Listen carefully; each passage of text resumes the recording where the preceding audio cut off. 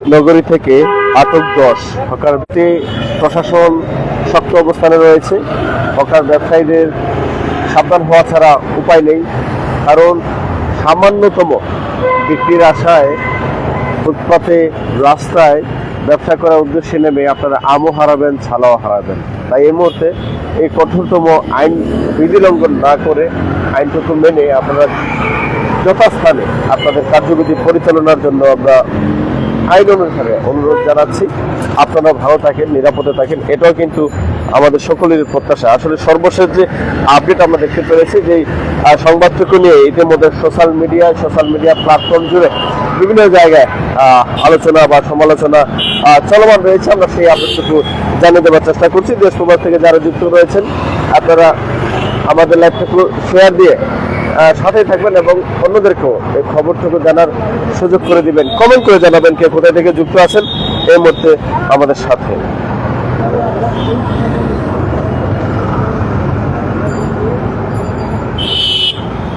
সিলেট নগরী থেকে আটক 10 হকার ব্যবসায়ীরা সাবধান। সিলেট মহানগরী থেকে 10 ব্যক্তিকে আটক করা হয়েছে। তারা সবাই হকার। আইন অমান্য করে নগরীর রাস্তা ও ফুটপাতে ব্যবসা করার কারণে তাদের আটক করা হয়।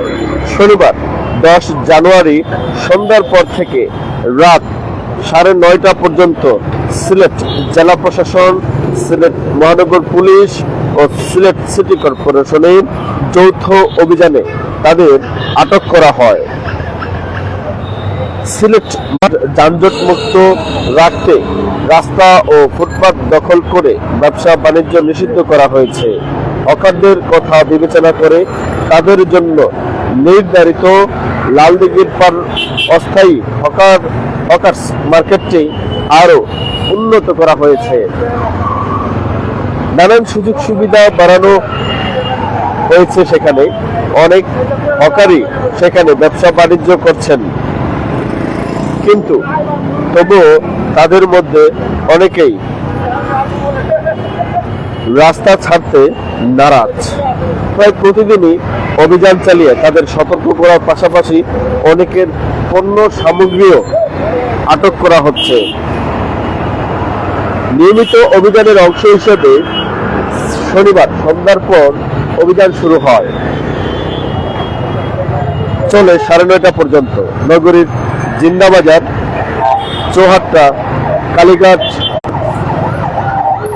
জিন্দাবাজার রোডে, চৌহাট্টা রোডে অভিযান চালিয়ে অন্তত 10 জন হকার ও পণ্য সামগ্রী আটক করা হয়। তবে আটক ব্যক্তিদের নাম ঠিকানা তাৎক্ষণিক জানা যায়নি। অভিযানের নেতৃত্বে ছিলেন সিলেট জেলা প্রশাসনের নির্বাহী ম্যাজিস্ট্রেট ও সহকারী কমিশনার মোহাম্মদ রাকিবুল আলম। তাকে সহযোগিতা করেন ও সিলেট সিটি কর্পোরেশনের একদল কর্মকর্তা ও কর্মচারী।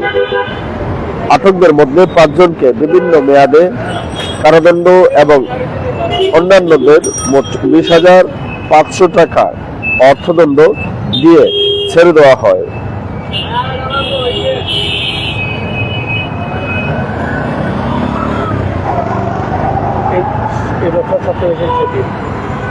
তারপর সাথে আমরা জানিয়ে দিচ্ছি, বাংলাদেশে 2026 সালে সরকারি যে ছুটি আছে সেই ছুটির দিনগুলো জানিয়ে দিচ্ছি।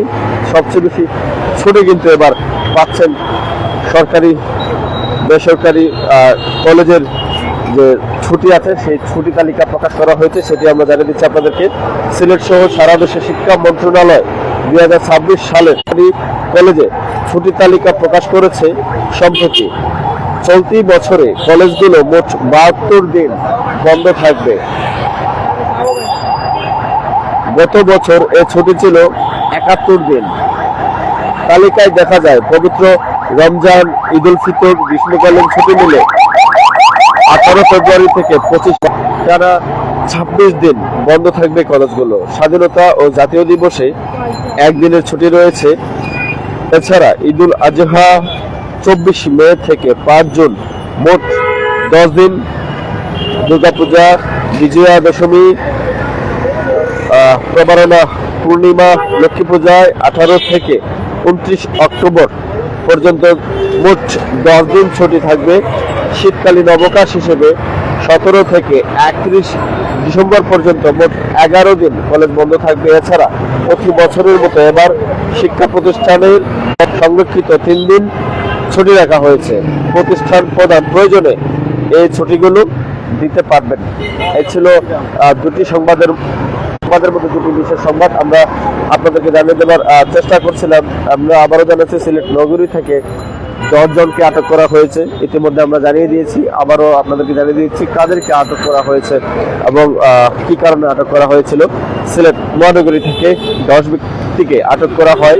তারা সবাই হকার, আইন অমান্য করে নগরীর রাস্তা ও ফুটপাতে ব্যবসার কারণে তাদের আটক করা হয়েছিল।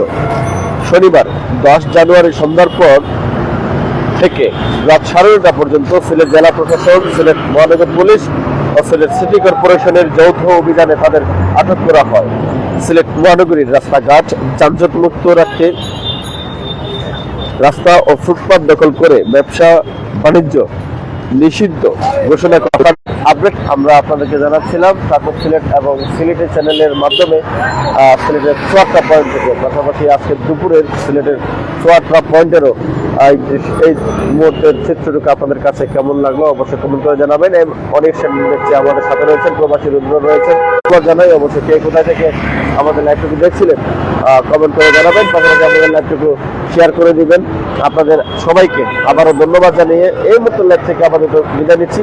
দেখা হবে পরবর্তী লাইভে পরবর্তী আপডেট নিয়ে। সে পর্যন্ত সবাই ভালো থাকবেন, সুস্থ থাকবেন, নিরাপদে থাকবেন। আপনাদের সবার জন্য রইল শুভকামনা। আল্লাহ।